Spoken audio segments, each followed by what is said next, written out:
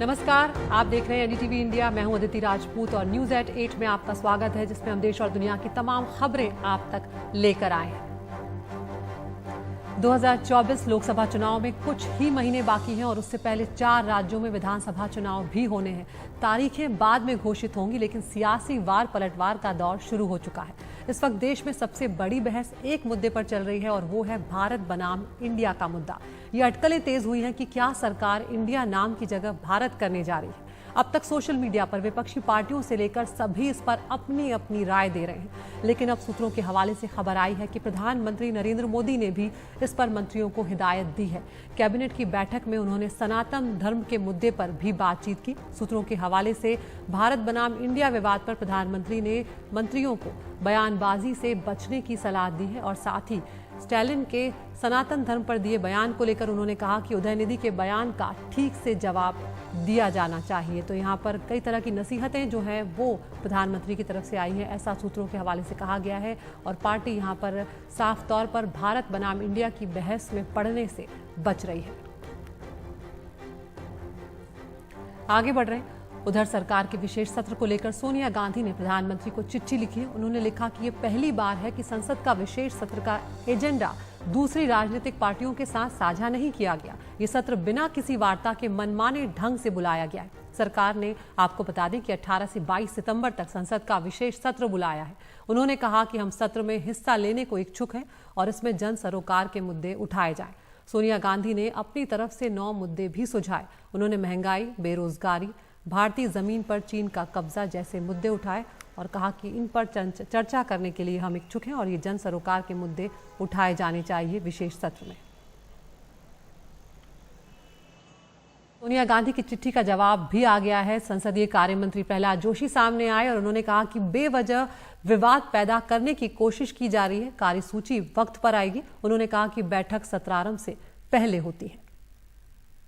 Srimati Sonia Gandhi has written a letter regarding the calling of the session from 18th September to 22nd September, and she is trying to make politics regarding the calling of the session, actually which should not have been, and there is no question of any politics here. And in the temple of democracy, nobody should, especially the Congress party, which calls itself as the grand old party of the country and which has ruled the country for more than 60 years, they should not try to politicize this issue. और अब मणिपुर की बात करते हैं, जहां से एक बड़ी खबर आ रही है। बिष्णुपुर में हालात फिर तनावपूर्ण हो गए हैं। सैकड़ों लोगों ने कर्फ्यू का उल्लंघन कर जमकर विरोध प्रदर्शन किया है और वहां पर मार्च भी निकाला। कोकोमी संगठन के नेतृत्व में प्रदर्शनकारियों ने चूड़ा चांदपुर बॉर्डर की ओर मार्च किया। तस्वीरें आप देख रहे हैं जो परेशान करने वाली है। सुरक्षा बलों ने यहां पर चूड़ा चांदपुर बॉर्डर पर मार्च निकालने वाले प्रदर्शनकारियों को रोका है। इस दौरान प्रदर्शनकारियों और सुरक्षा बलों के बीच में झड़पें भी हुई। सुरक्षा बलों ने आंसू गैस के गोले दागे हैं और साथ ही रबड़ की गोलियां भी चलाई हैं, जिसके चलते कई प्रदर्शनकारी घायल भी हुए हैं।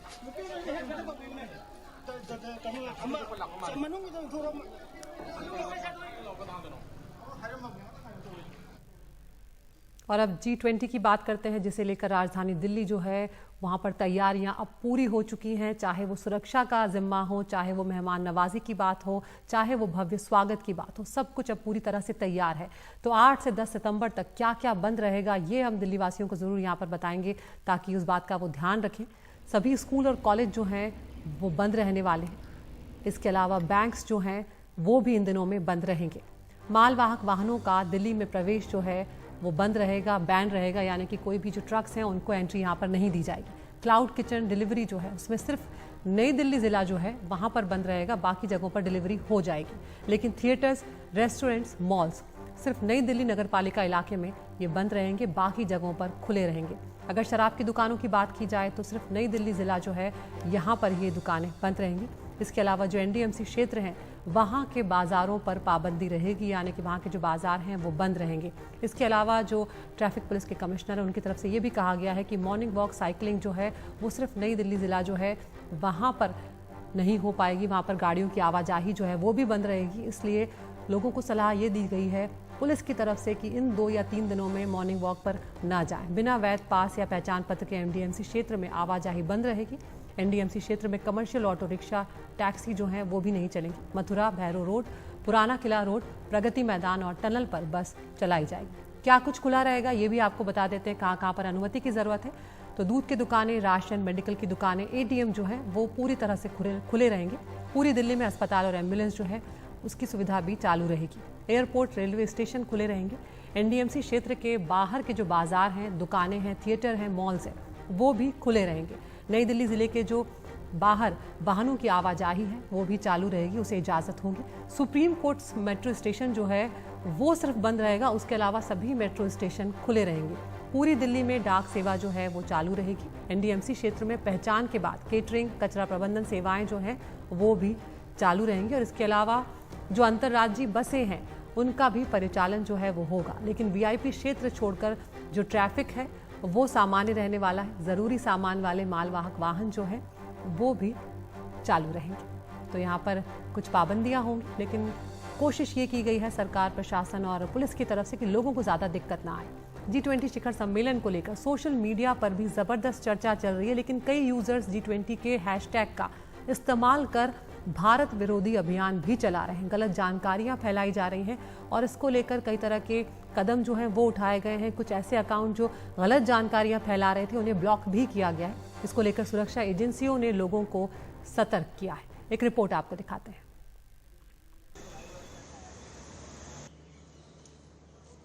G20 के लिए सजी संवरी दिल्ली में एक एक कर मेहमान आ रहे हैं। सुरक्षा के प्रबंध पूरे हैं। इस सुरक्षा में साइबर सुरक्षा भी शामिल है। एजेंसियों को अंदेशा है कि चीन, पाकिस्तान के सोशल मीडिया ट्रोलर ऐसी कोशिश कर सकते हैं।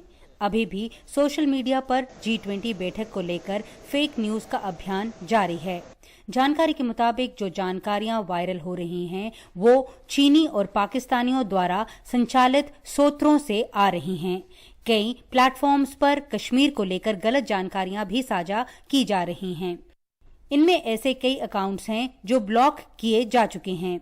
वैसे किसी साइबर हमले को लेकर भारतीय एजेंसियां पूरी तरह सतर्क हैं, क्योंकि साइबर स्पेस इतना फर्टाइल इकोसिस्टम है और इसका दुरुपयोग करके कहीं ना कहीं किसी ना किसी दिशा में आप आक्रमण कर सकते हैं। तो मुझे लगता है कि भारत को और साइबर रेडीनेस अडॉप्ट करनी पड़ेगी, अपनी साइबर सुरक्षा पर और ध्यान देना पड़ेगा, ताकि न केवल अपनी G20 प्रेसिडेंसीशिप में उसकी कोई दिक्कत ना आ सके, बल्कि साथ ही साथ ये भी इंश्योर कर सके कि भारत की जो साइबर प्रभुता और जो सिक्योरिटी संबंधी इंटरेस्ट हैं उनका भी संरक्षण हो सके।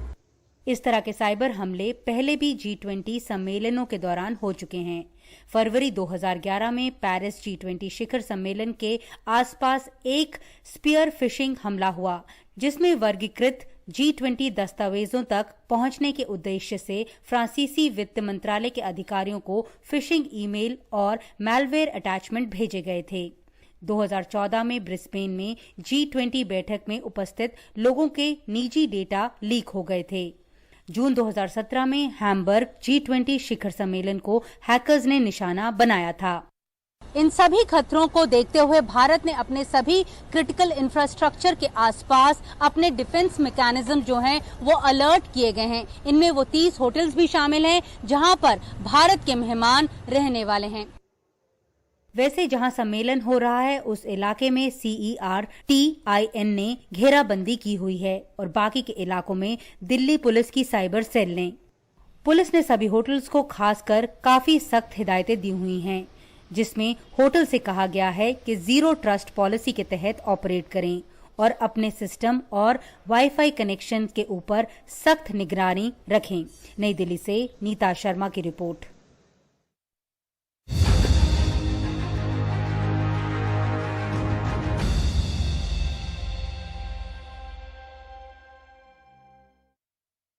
Co-presented by doctor ortho Ayurvedic oil and capsule, अब दर्द भी घुटने टेकेगा। Co-powered by Ashray presents Golden Grande, the big destination, or Think Cladding, Think Alstone. State partner, Government of Uttar Pradesh.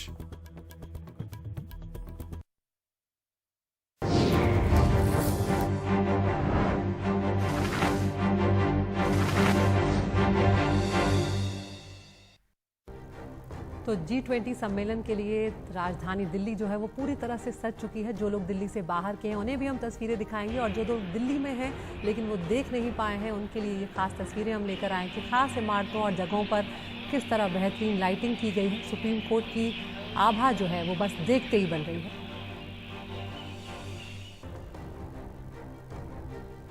तो G20 में शामिल जो मेहमान होंगे उन्हें दिल्ली एयरपोर्ट से सड़क के रास्ते जब होटलों तक लाया जाएगा, वहां पर भी बेहतरीन इंतजाम किए गए हैं। एयरपोर्ट से शहर का रास्ता जो है वो चमक रहा है। कोने कोने की सफाई का ख्याल भी खास तौर से रखा गया है। हम जानते हैं कि सुरक्षा एक बहुत बड़ा मसला है और यहाँ पर G20 को लेकर कई तरह के जो अलर्ट थे वो भी मिले थे। ऐसे में दिल्ली की सुरक्षा में लगा अमला आतंकियों के नापाक मंसूबों पर भी नजर रख रहा है। सुरक्षा तो बेहद मजबूत रखी ही गई है और किसी भी खतरे की सूरत में उससे निपटने के लिए लगातार मॉक ड्रिल्स भी चल रहे हैं। बम निरोधक दस्ता अभ्यास में जुटा हुआ है। दिल्ली पुलिस के एसीपी राजेंद्र कलकल अपनी जिम्मेदारियों को अंजाम देने में जुटे हैं। साथ ही वो खास तरीके से मेहमानों का स्वागत करेंगे। उन्होंने खास मेहमानों का कैरिकेचर जो है वो भी बनाया है।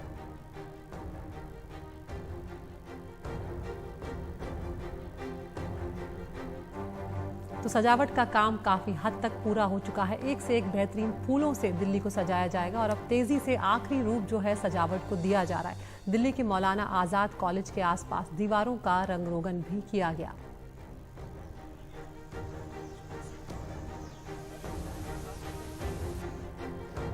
G20 में जो मेहमान आ रहे हैं उनके जीवन साथियों को भारत की संस्कृति और खान पान से रूबरू करवाया जाएगा ताकि एक झलक मिले हमारे देश की, और इसके लिए भी खास तैयारियां की गई हैं और खास लोगों को जिम्मेदारियां दी गई हैं मेहमानों का साथ देने के लिए।